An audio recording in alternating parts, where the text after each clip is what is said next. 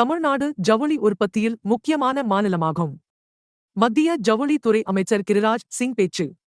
சென்னை தரமணியில் உள்ள தேசிய ஆடை வடிவமைப்பு தொழில்நுட்ப கல்வி நிறுவனத்தில் மத்திய ஜவுளித்துறை அமைச்சர் கிரிராஜ் சிங் ஆய்வு மேற்கொண்டார். பின்னர் அங்கு வடிவமைக்கப்பட்டிருந்த ஆடைகள், கைவினைப் பொருட்கள் உள்ளிட்டவைகளை பார்வையிட்டு அது குறித்து கேட்டறிந்தார். பின்னர் செய்தியாளர்களை சந்தித்து பேசுகையில், இந்த தேசிய ஆடை வடிவமைப்பு தொழில்நுட்ப கல்லூரி நிறுவனத்தில் இருந்து படித்து முடித்து வெளியே வரும் நபர்கள் 1000ஆம் பேருக்கு வேலை தருவார்கள். இந்த தேசிய ஆடை வடிவமைப்பு தொழில்நுட்ப கல்வி நிறுவனம் நாட்டிற்கே ஒரு பெரிய பெருமை ஆகும். ஆடை வடிவமைக்க ஐரோப்பிய, அமெரிக்கா நாடுகளை நாடிய நிலையில் தற்பொழுது நாமே வடிவமைக்கும் வகையில் உள்ளோம். தற்பொழுது $176 பில்லியன் உள்ள நிலையில் வரும் 2030ஆம் ஆண்டு இந்தியாவில் டெக்ஸ்டைல் உற்பத்தி $350 பில்லியன் ஆகும்.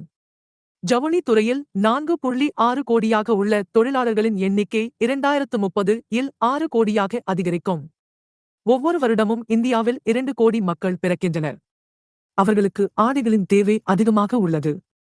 எந்த பாகுபாடும் இல்லாமல் நிதி ஒதுக்கி மாநில அரசுடன் இணைந்து பணியாற்றி வருகிறோம். தமிழ்நாடு ஜவுளி உற்பத்தியில் முக்கியமான மாநிலமாகும். இந்த துறையை இன்னும் அதிகளவு மேம்படுத்த வேண்டும் என்பதுதான் எங்களது குறிக்கோளாக உள்ளது. எந்த மாநிலங்களில் அதிகளவு தொழிலாளர்கள் உள்ளார்களோ அங்கெல்லாம் ஆடை உற்பத்தி நிறுவனம் உருவாக்கி வருகிறோம்.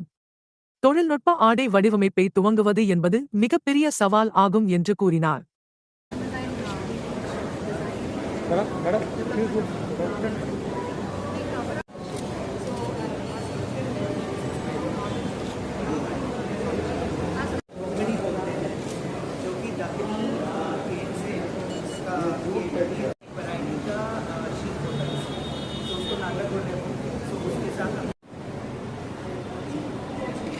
What is meaning of element type of person management? Element type is content.